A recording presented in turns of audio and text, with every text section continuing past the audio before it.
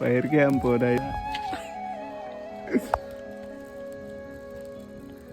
ఇది మన 76 డేస్ ఛానల్లో డే 59 అండ్ 60 అనమాట. డే 59లో అలా మార్నింగ్ మీల్ లో చీట్ మీల్ అయిపోయింది అనమాట. చీట్ మీల్ అంటే కొంచెం అటు ఇటు ఉండదు. మార్నింగ్ అలా చిన్న వర్క్ చేసుకుని ఇంకా పవర్ లుక్ మెన్స్ వేర్ కి అయితే వెళ్ళి చిన్నగా అవుట్ ఫిట్ లాంటి వేసుకుని చిన్న వీడియో చేసేసి చిన్న వర్క్ ఉంటే అక్కడే చిన్న వర్క్ కూడా కంప్లీట్ చేసుకుని రిటర్న్ బ్యాక్ ఇంటికి వచ్చేసరికి 7 అలా అయిపోయింది. ఇంకా నైట్ మీల్ అలా తినేసి ఇంకా వర్కౌట్ అయితే చేయలేదు. ఇంకా నైట్ అలా వాక్ వెళ్ళి 10:30కి వెళ్ళి ఇంటికి అయితే 12 అలా వచ్చాం అనమాట. ఫైర్ క్యాంప్ వేసుకుని ఇంకా డే 60లో ఎర్లీ మార్నింగ్ లేచి, ఎర్లీ మార్నింగ్ అంటే 4 o'clock 5 o'clock అనుకోకండి, నా దృష్టిలో 6 or 7 అనమాట. ఆ టైంకి లేస్తాం మనం. ఇంకా అలాగా లేచి ఎలాగా నిన్న వర్కౌట్ ఎలాగా స్కిప్ చేసాం కదా అని చెప్పేసి ఇంకా chest and shoulder and triceps అనమాట.